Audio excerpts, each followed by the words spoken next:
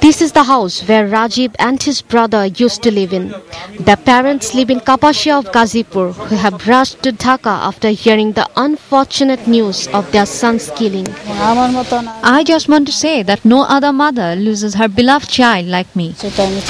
Architect and regular blogger Rajiv's body bearing slashes on the throat was found Friday night around 9 p.m. in front of his house. Anti-liberation forces can only kill my son. People of the area would never touch him.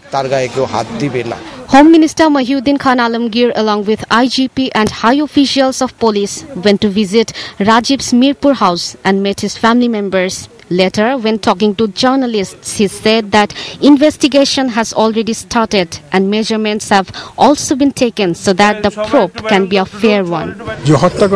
Police have already started investigation. I just want to assure you the probe will be a fair and transparent one. Tina Nandi, 18 News.